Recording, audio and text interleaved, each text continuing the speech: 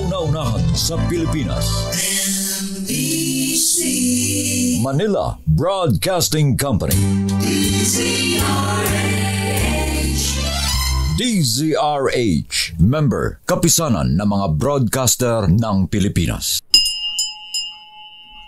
Oras sa Father Saldi Fababaer, alas 4:15. Uy! Nakapag-break ka na ba?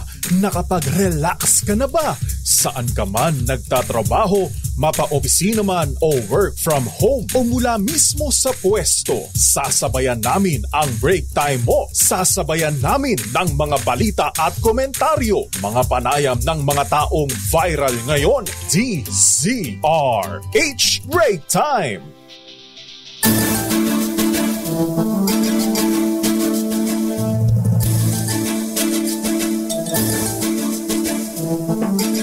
Magandang hapon, Pilipinas. Ako po si Deo Macalma. Ako naman Thea Pecho Corpuz. At narito ang headlines ng ating mga balita ngayong araw ng Martes, 9 ng buwan ng Hulyo. 2 pisong taas sa pasahe inihirit ng mga jeepney drivers dahil sa sunod-sunod na oil price increase. Pagbabawal sa pogo sa Pilipinas kasadong irekomenda ni Finance Secretary Ralph Recto kay Pangulong BBM. Pilipinas itinanggi akusasyon ng China na sinira na ating barkong BRP Sierra Madre ang Coral Reef System sa West Philippine Sea. Batasang pambansa kasadong i-lockdown sa July 19 para sa ikatlong sona ni Pangulong BBM. Paghanda patapos na ayon sa Kamara. 10 milyong pisong reward para maaresto si Pastor Apollo Kibuloy pinalagan. Motibo kinukestyon ni Attorney Topacio. Publiko binalaan ng DSWD sa mga naglipa ng online scam tungkol sa educational assistance at iba pang ayuda. Malakas na pagsabog ng mapaputok sa Zamboanga City. 30 ang sugatan. Seguridad sa UP Diliman Campus hinigpitan dahil sa insidente ng pananaksak. Nagpapatrolyang security personnel di nagdagan. Playboy na mister. Muntik nang maputulan ng kanyang pag-aari. Matapos hiwain ni Mrs. sa Baguio City. First Lady Liza Araneta Marcos binisita ng magkapatid na Josh at Bimbi Aquino. Oh. At ngayon sa detalye ng ating mga balita. Dahil sa sunod-sunod na oil price increase, humihirit ngayon ang mga jeepney drivers sa taasan ang pamasahe ng 2 piso. Ayon sa mga drivers, talong-talong sila sa sobrang mahal ng krudo na sumipang muli ngayong araw ng Martes. At yun ang ika-4 na linggong sunod-sunod na pagtaas ng presyo ng gasolina at krudo. Ganito ang pahayag ng ilang jeepney drivers. Presyuhan ng krudo? Ano man po, kahit mga 2 piso, gano'n. 2 piso? Para hindi naman po tayo lugi sa diesel. Natatalo po, ano? Opo. Kasi kada ikot yan, kaya ng diesel po yan eh.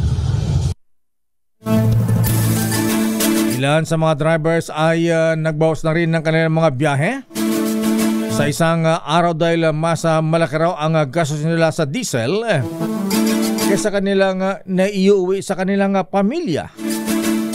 Kalaban pa nila ang matinding trapiko kaya pakiusap ng mga drivers. Gawan sana ng paraan ng gobyerno upang hindi sila panay-panay na lalatayan ng oil price increase. Narito muli ang ilang jeepney drivers. Ang taas, siyempre, yung traffic. Ginagawa namin, imbis na kikita ka ng, kung makakaikot ka ng 5, magiging 3 na lang. So, sobrang traffic. Binabawasan po ninyo? Hindi, pag traffic, minsan kami, inuwi na lang namin. Oo, Kasi minsan wala ka rin masakay. Tapos traffic pa, taas ko ng kurudo, hindi mo na lang. Sa iba pang balita, binanatan ng Pilipinas ang maling akusasyon ng China na nagdulot ng pagkasira sa kalikasan sa West Philippine Sea ang nakabahurang BRP Sierra Madre sa Ayungin Shoal. Ayon kay National Task Force West Philippine Sea spokesperson Jonathan Malaya, false at classic misdirection ang akusasyon ng China na nagdulot ng pagkasira sa coral reef ecosystem ang BRP Sierra Madre. Idiniin ni Malaya na ang China ang dahilan ng pagkasira ng ecosystem sa West Philippine Sea, kabilang na ang pagkawasak ng mga coral reef, maritime environment, natural habitat ng mga yamang dagat at nasira din ang kabuhayan ng mga mangingisdang Pilipino. Unang iniulat ng China state-owned media Global Times na natuklasan umano ng Chinese experts na sinira ng BRP Sierra Madre ang coral reefs at nagdulot din daw ng polusyon sa karagatan.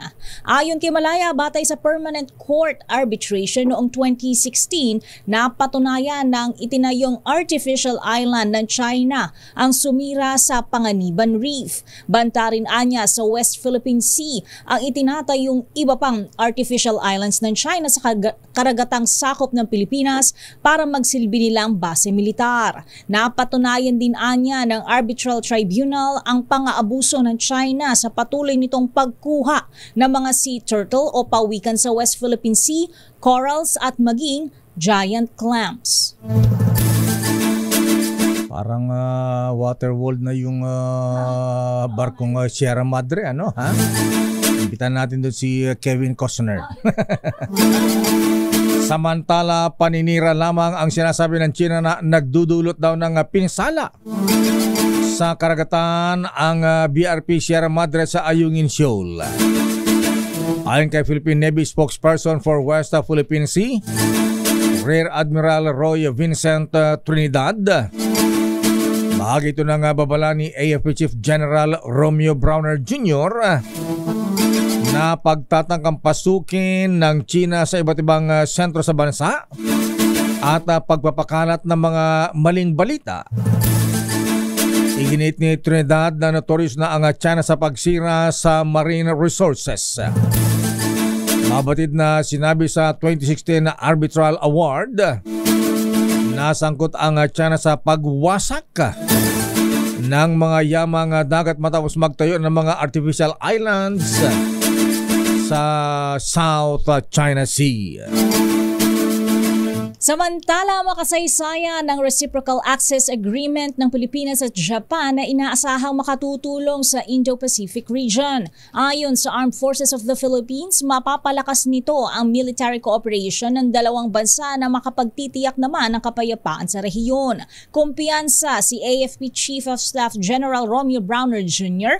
na dahil sa kasunduang katumbas ng Visiting Forces Agreement, dadami pa ang joint military exercise at security relations ng magkaalyado. Ayon kay Japanese Ambassador Endo Kazuya, natulong ang inilagdaang RAA sa mga aksyon ng China sa karagatan habang tinuring naman itong milestone ni Defense Secretary Gilbert Teodoro kahapon. Pero dumistansya ang kalihim sa tanong kung magbubunga na ba ito ng Mutual Defense Treaty sa pagitan ng dalawang nasyon. Ito ang unang beses na pumasok sa parehong kasunduan ng Japan sa isang bansa sa Southeast Asia.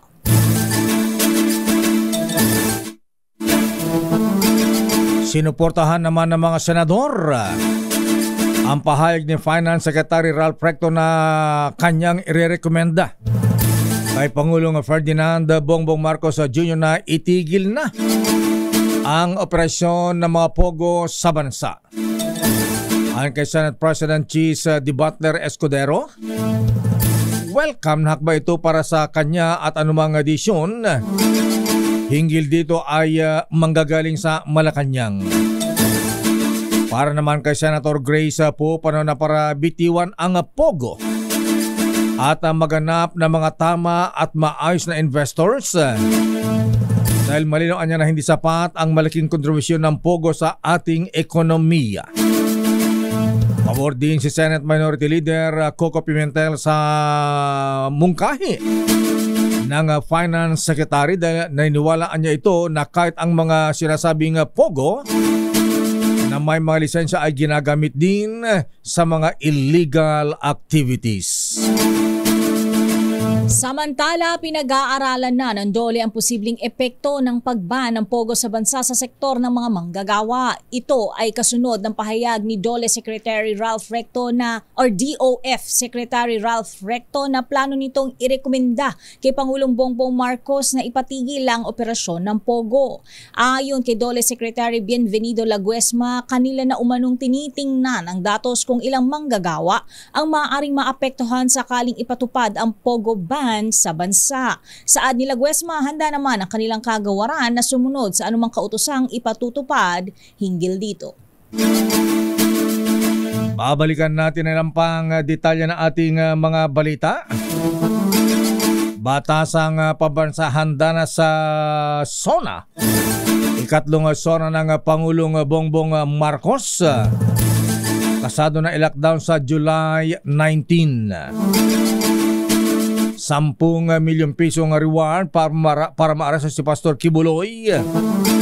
Pinalagan ng kanyang abogado. At publiko binalaan ng DSWD sa mga naglipa ng mga online scam tungkol sa educational assistance at iba pang mga ayuda. Uy, yung playboy na Mr. Inaway ni Mrs. Muntik nang maputol ang kanyang pagkaralaki matapos hiwain ni Mrs. sa Baguio City. Kaya blade ba ang ginamit? Patalim? Labaha? Samurai? First Lady Lisa Areta Marcos.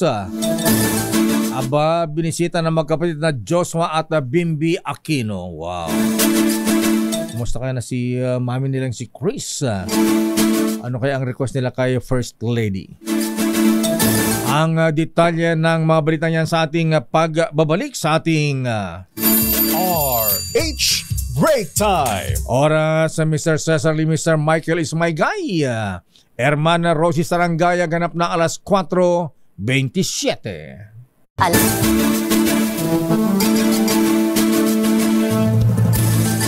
Balikan natin ang detalye na ating mga balita. Ready na ba ang mga reports, Miss Jackie O? Standby, Let Narciso mula sa Malacanang. Standby, Raymond, ha? Ayaw mamagitan si D. Butler, ha? Sa away ni Senator Nancy Binay at Alan Peter Cayetano.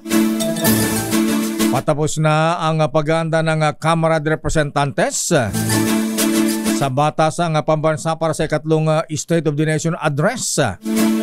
SONA ng Pangulong Bongbong Marcos sa July 22. Ayon kay House Committee on Accounts Chair at Tingog Party List Representative Yeda Marie Romualdez. Di ba ito yung dating siyota ni Speaker? Ang nag-inspection sa holding room na gagamitin ng Pangulong Marcos hanggang sa loob ng plenaryo at sa mga function room na gagamitin para sa mga bisita. Isa sa malaking pagbabago sa batasan ay ang paglalagay ng air condition unit sa lobby ng South at North Wing kung saan nakaabang ang iba't ibang media organization sa pagdating ng mga bisita. Sa ikatlong interagency meeting na ginanap sa Hirosol sa Malacanang nitong nakalipas na linggo, sinabi ni House Secretary General Reginald Velasco na handa na ang Kamara sa gaganaping SONA ng Pangulong Marcos. Itinakda naman ang huling pagpupulong para sa SONA preparation sa July 15 at sa July 19 naman magsisimula ang lockdown sa Batasan Complex.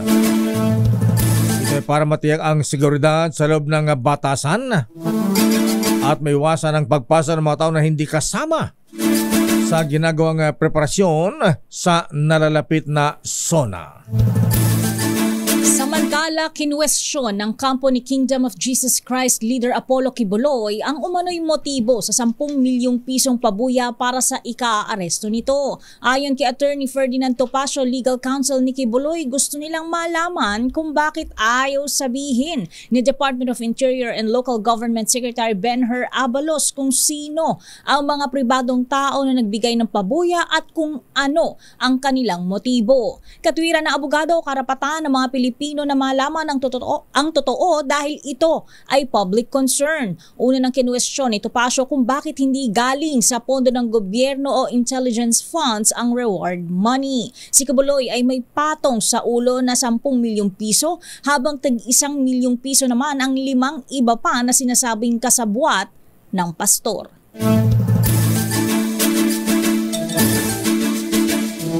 Posible nang imbestigahan sa Kamara ang hinihinalang overpricing ng Department of Health sa pagbili ng COVID-19 test kits sa ilalim ng Duterte administration.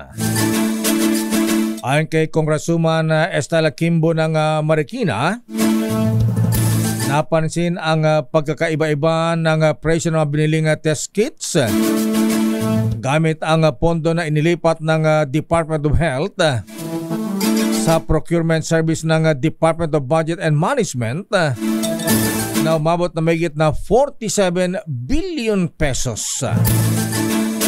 May pagkakataon niyang pareho ang brand at type pero iba-iba ang presyo. Ba? Bukod dito ay napansin din ang pautay-utay na pagbili ng PS-DBM ng mga medical kits kung saan mas makamuraan niya sana kung sabay-sabay ang pagbili.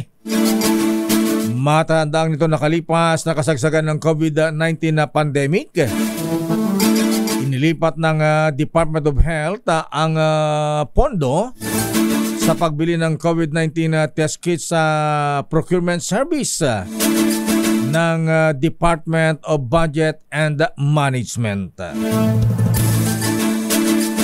Samantala, binalaan ng DSWD ang publiko ukol sa online scams, lalo na ang mga maling impormasyon na naglipa na sa TikTok na nangangako ng educational assistance mula sa kanilang ahensya. Nanawagan ng DSWD na maging mapagmatsyag at huwag maengganyo ang publiko sa social media posts ng mga peking account. Ayon kay DSWD Assistant Secretary Irene Dumlao, ang mga social media page at grupong ito ay naglalabas ng mga peking impormasyon para makapanloko at makapagnakaw ng impormasyon at pera. Dagdag pa na opisyal na may isinasagawa silang interview at assessments para sa mga nais humingi ng financial assistance. Pinaaalalahan ng muli ni Dumlao ang mga Pilipino na ugaliing mag-fact check at antabayanan lamang ang mga anunsyo sa kanilang official websites at accounts. Atawin natin ang mga reports. Panibagong paglikas ng sundalong Pinoy sa West Philippine Sea. Anong paglikas, Miss Josa? Ba't inilikas sila, ha? Tagumpay sa kabila ng pagharang ng China. Bakit hinarang yung mga sundalong Pinoy? Alamin natin ang report mula kay Edniel Parosa. Edniel, please come in. Lakay at Mistea, itinuturing na tagumpay ng Philippine Navy ang panibagong medical evacuation ng isang sundalong Pilipino mula sa PRP Sierra Madre. Ito'y kahit pa napaulat na hinarang ito ng Chinese militia at iba pang sasakyang pandagat ng China sa gitna ng misyong isinagawa ng Philippine Coast Guard. Ayon kay Philippine Navy spokesperson for the West Philippine Sea, Rear Admiral Roy Vincent Trinidad, naihatid na sa Camp Ricarte Station Hospital itong sundalong kinailangan umano ng medical emergency dahil sa hindi na binanggit na sama ng pakiramdam. Pero nilinaw ni Trinidad, walang isinagawang rotation and resupply mission sa Ayungin Shoal nitong Hulyo 7 kung kailan nangyari itong nagsabing o sinasabing pagharang ng Chinese vessel sa MEDEVAC. Noong Mayo 19 lamang, hinaras din ng China Coast Guard ang parehong paglikas ng may sakit na sundalo wala sa BRP Sierra Madre. Ito namang nakaraang buwan, June 17, sinuyog ng CCG ang force ng AFP Western Command sa Ayungin Shoal na nagresulta sa pagkaputol ng daliri ng isang Pinoy.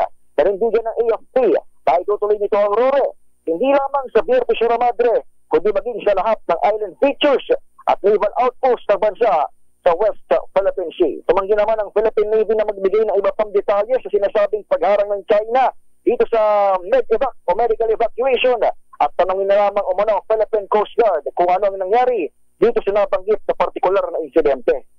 Para sa kanaunahan sa Pilipinas, DZOH, ito si Edniel Parrosa. Tuloy-tuloy sa pagbabalita, tuloy-tuloy sa serbisyo.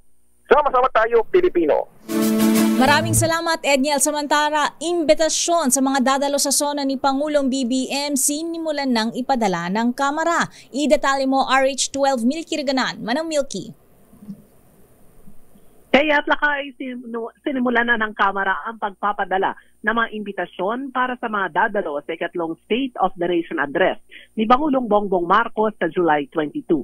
Ayon kay House Secretary General Reginald Velasco, nasa 2,000 invitations na ang kanilang ipinadala at nasa 60 hanggang 70% sa mga ito ang nagkumpirmang dadalo.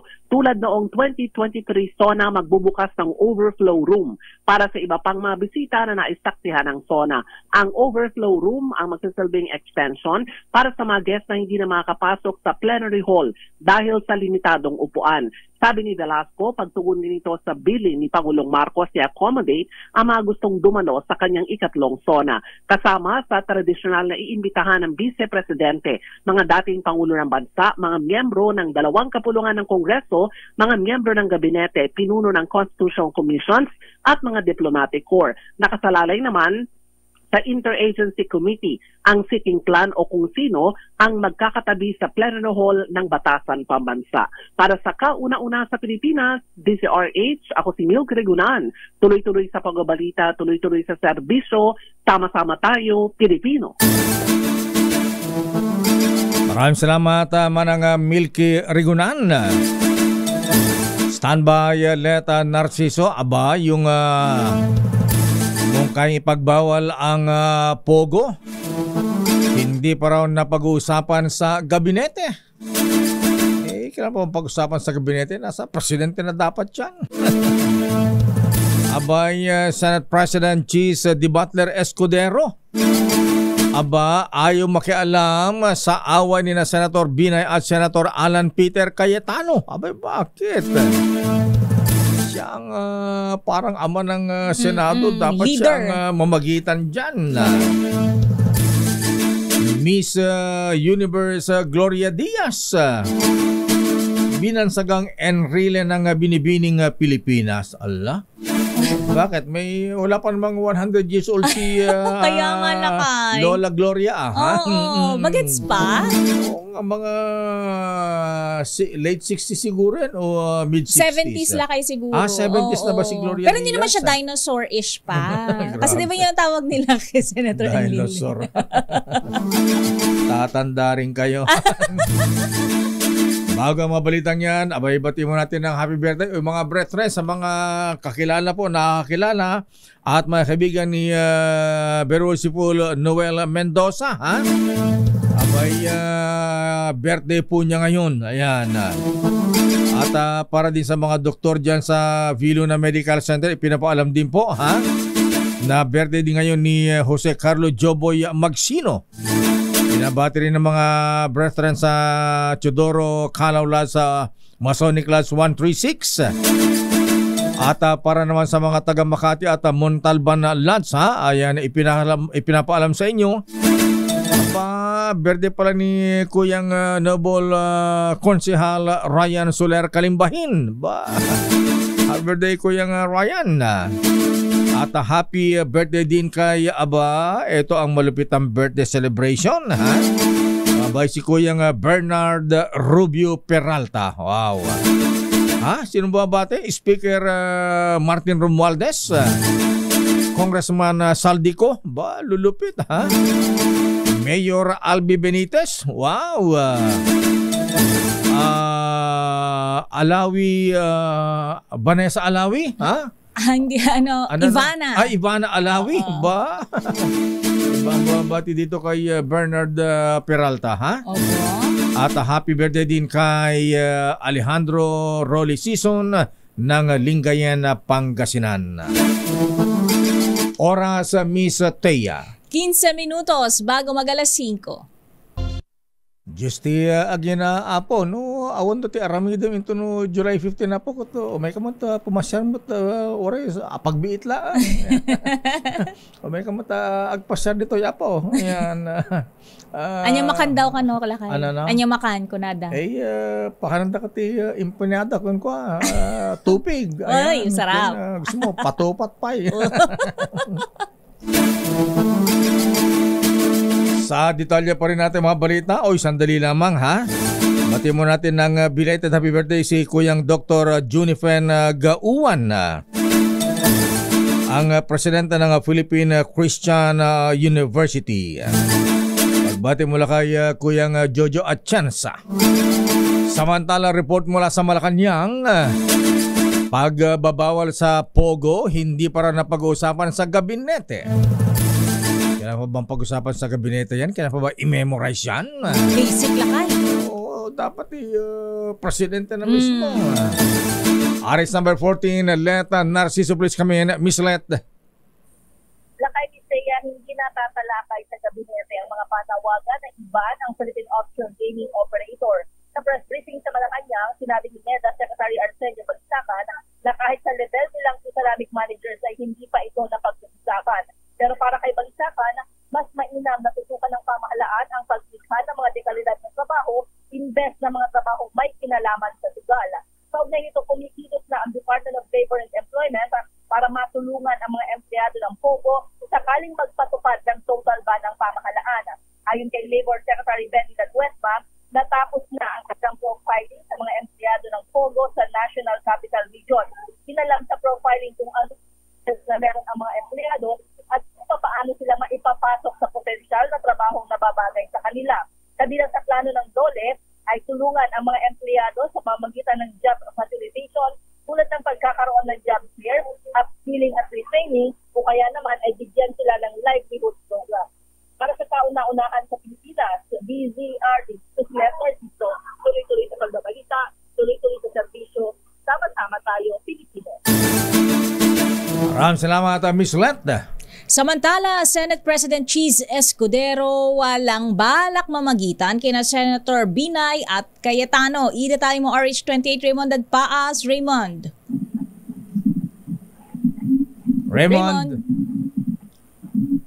Dadpaas. Kaya, Mayor, hindi na kailangan ng referee sa pag...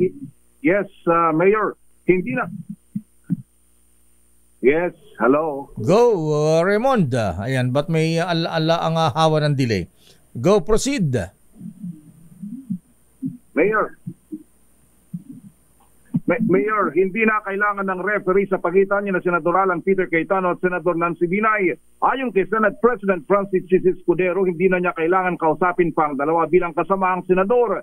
Sabi ni Escudero, 15 taon ng senador si Senator Alan at mag-12 taon naman na si Senador Nancy, kahit alam nila kung ano ang tama at mali.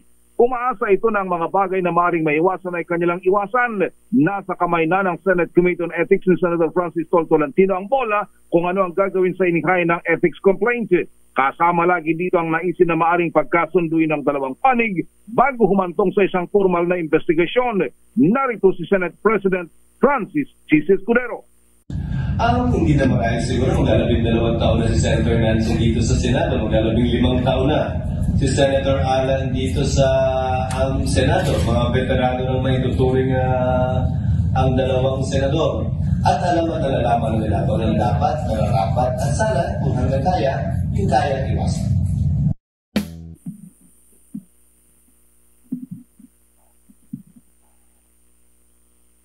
Si Senate President Francis Escudero. Para sa kauna-unahan sa Pilipinas, BZRH, ito si Raymond Dadpaas, tuloy-tuloy sa pagbabalita, tuloy-tuloy sa serbisyo, sama-sama tayo, Maraming salamat, Raymond Dadpaas. Check mo nga, bakit ang haba ng delay? Oo. Samantala, lapit-lapit lang Senado, isang hakbang lang eh. Senado na. Samantala, pero Mr. Senate President Cheese D. Butler, ha? Bilang ama ng Senado, dapat mamagitan po kayo, ha? porque matatanda na sila eh. Kung ganyan nagbabangayan mamagitan po kayo. Gumit na kayo. Awatin nyo sila. Samantala, 13 milyong piso halaga ng mga pekeng produkto. Aba, nakumpiska ng NBI. Aba, sa iba't ibang lugar sa Metro Manila. Aba, kasama yung mga nasa Green Hills. Malamang lakay. Naitago. Abay, ano mga pekeng produkto yan, Val? May mga Louis Vuitton ba dyan?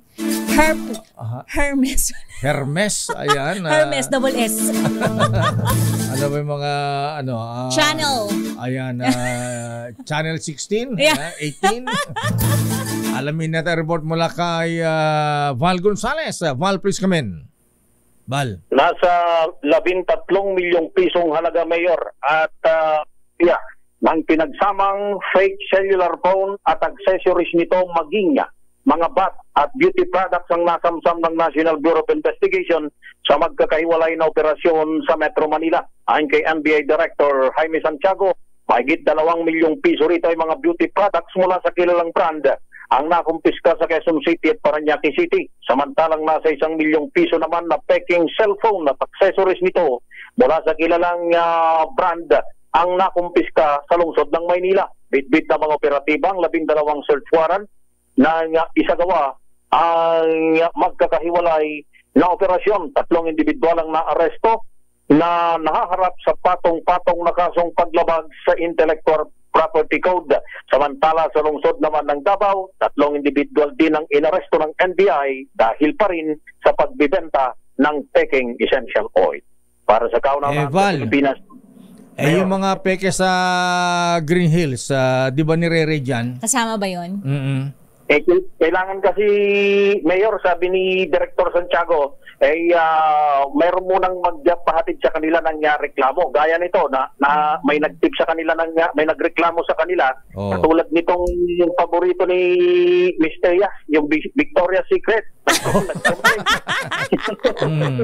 Ba't mo alam na paborito ni Thea yung Victoria's Secret? Anong produkto nilang dyan, napepeke?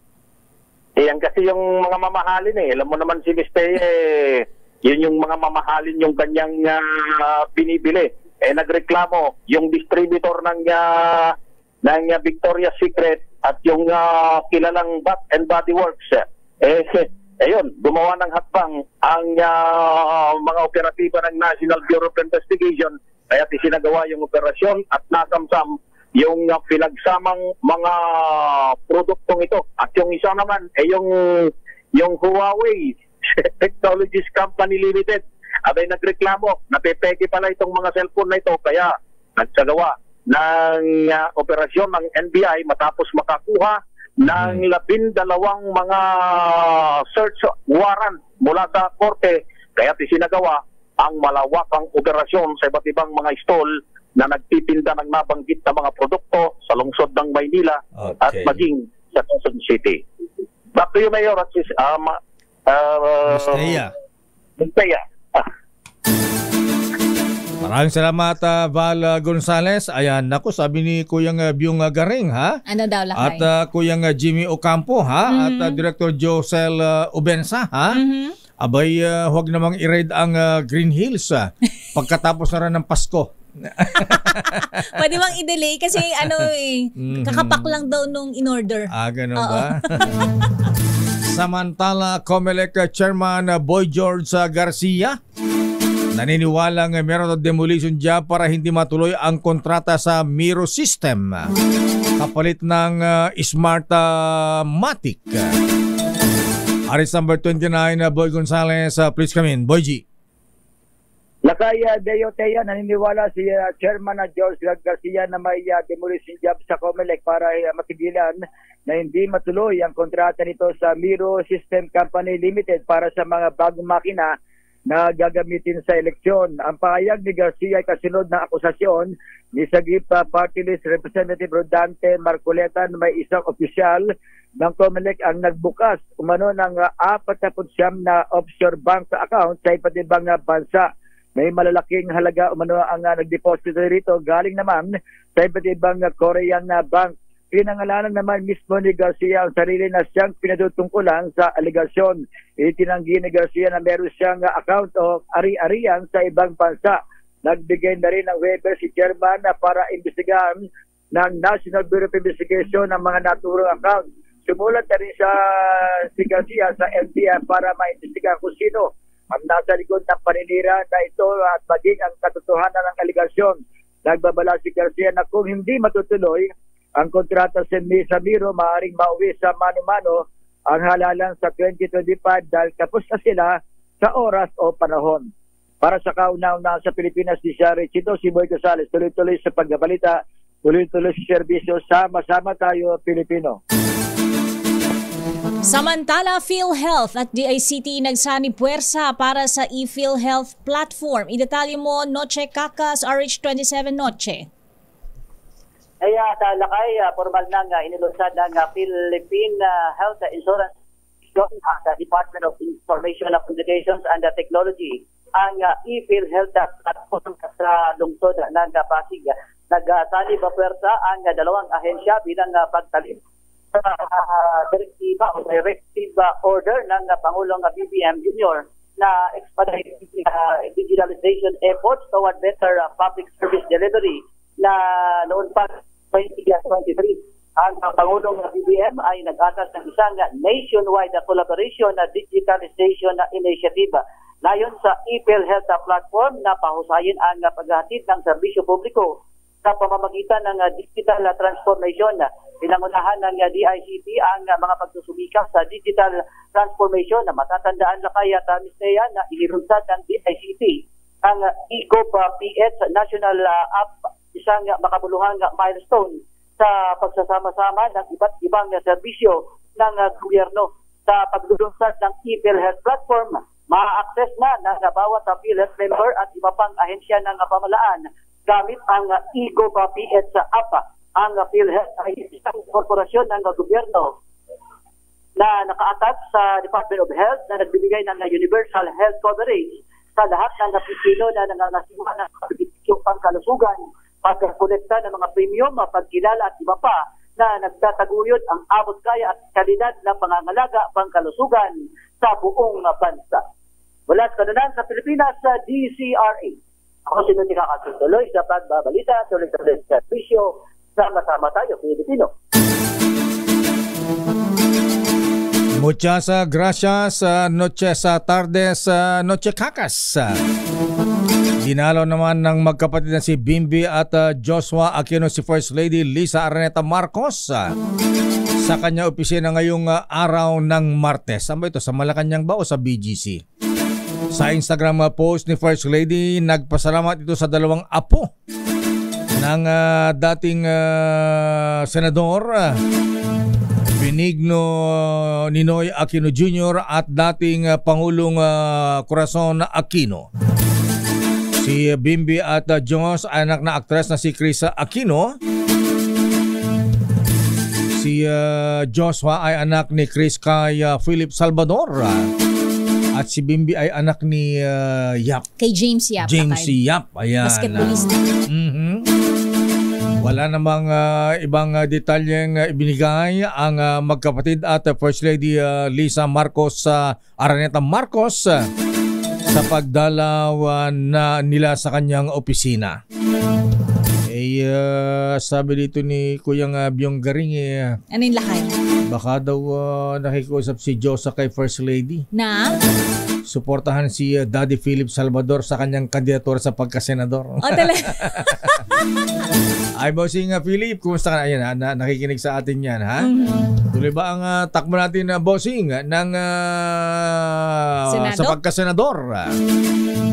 Gilas Pilipinas Coach Team Cone, dinipensahan si Japet Aguilar. Ba't anyari kay Japet Aguilar, Kristan? Kristan Karag, please come in, Kristan. Lakay Deo dinipensahan ni Gilas Pilipinas Coach Team Cone si Japet Aguilar ang mamabati ko sa naging performance ng manlalaro sa nagdaang 2024 FIBA Olympic Qualifying Tournament sa Riga, Latvia. Sa isang Twitter post, ibinulgar ni Cone na ayaw ni Aguilar na maglaro sa Olympic Qualifiers at gusto niya ipaubaya ang kampanya ng Pilipinas sa mga mas batang manlalaro. Dagdag pa ni Cone, gusto ni Aguilar na maglaan ng mas maraming oras kasama ang kanyang asawa at anak. Pero napilitan ng big man ng Gene Kings na suotin muli ang Gilas Pilipinas jersey para punan ang pwesto ni AJ Edu na na-injure. Iginit ni Cone na total ang ginawang sakripisyo ni Aguilar sa nagsilbing team captain ng Gilas Pilipinas sa nagdaang Olympic qualifier. Maalala nagtapos ang Olympic dreams ng Gilas Pilipinas para silang talunin ng Brazil 71-60 sa semifinals ng Olympic qualifier. Mula sa kauna-unahan sa Pilipinas, DZRH at Tristan Carag, tuloy-tuloy sa babalita, tuloy-tuloy serbisyo. Sama-sama tayo, Pilipino. Maraming salamat, Tristan Carag. Binabati natin si Bishop Ephraim Fotogana. Magandang hapon po, Bishop. At si Mr. Michael is my guy, ang dollar Mistea. Ha? Magkano lakay? Abay, magkano ba kahapon? Abay, mukhang lumalakas ang piso. Ha? 58 pesos and 44 centavos ang palitan ng dolyar. Ayan, yan po ang closing ng trading ngayong araw ng Martes. Ikaw ang Miss Universe ng buhay ko. Anong sinasabi nyo kay Manang Gloria? Ayan, Manang Gloria. Lola Gloria. Ayan. Lola Gloria Diaz lakay. Yes, Miss Universe yan. First Filipina Miss Universe. Binansagang ang Enrile lakay ng Binibining Pilipinas. Sinong nagbansag sa kanya Enrile, ha? Ayan. Bakit? I-detalye mo. Pero kahit na may edad na ang Lola Gloria, ha? Ayan. Oo, punong-puno pa na asim ang Miss laban Universe. Na laban. Naman. Aliyah Ikatlo, the 4th. Tama kayo dyan, Lakay at Miss Taya. Sa katunayan ay may nakapagsabi nga kay Gloria Diaz na siya ang manong Johnny O. Enrile ng Binibining Pilipinas. Ito ay dahil matapos ng 5 dekada mula noong siya'y manalo bilang Miss Universe, ay patuloy pa rin ang kanyang pagiging aktibo sa pageant community. Present si Gloria sa 60th year ng Binibining Pilipinas na ginanap makailan kasama ang mga kapwa Miss Universe title holders na sina Pia Wurtzbach, Margie Moran at Catriona Gray. Nagsilbi rin siyang judge at kilalang-kilala ito na sa tinatawag na Gloria Diaz Curse dahil sila lahat daw ng tinatanong na kandidata ni Gloria Diaz sa pageant ay parang hindi daw nakakasagot ng maayos. At katulad ni Juan Ponce Enrile na kahit to 100 years old na aktibo pa rin sa public service, ay ganun din daw si Gloria Diaz na talaga namang all out pa rin ang support sa Binibining Pilipinas. Para sa Breaktime Showbiz, ito si Aliyah Ikatlo. Tuloy-tuloy sa pagbabalita, tuloy-tuloy sa serbisyo. Sama-sama tayo, Pilipino. Ganda pa rin ng Lola Gloria, walang kulubot, postura lang. Nagpapabelo kaya siya? Ayan. Hindi ko alam kung sino sponsor niya lakay. Ganun ba? Ayan, banat na banat pa ang Lola Gloria. Ang ganda rin ni Margie Moran. Margie Moran. Ayan. MMM yan eh. Anong Maria MMM? Margarita M. Moran. Ganun ba? Si Florendo. Ayan. Meron na siyang ganun. Florendo nga asawa niya. Congressman Tony Boy Florendo. Ayan. Kaya lang ba't naman sinasabing Enrile ng Binibining Pilipinas, ha? Ayaw ni Manong Johnny ng ganyan, ha? Abay, ang gusto ni Manong Johnny, happy tayong lahat. Gusto ko happy ka. Gusto ko happy ka. Gusto ko happy ka. Institusyon na daw kasi lakay ng Binibining Pilipinas, ng pageantry. At ayan ang kabuuan nating palatuntunang break time. Ako po si Deo Macalma. Ako naman, Thea Petro Corpuz. Konsehal Ryan Soler Kalimbahin. Happy birthday, Kuyang Noble, sir. Susunod na. Mga balansyadong balita, Chairman of the Board. At ang anak ng Chinese citizen. From Fujian ba? Fujian ba siya lang? Fujian ang samba sa China ang tatay mo, Miss Kay. Ayan. Pero Filipino citizen. Born in Baguio City. Miss Kay Karen Oyong. Bye-bye. Ingat. So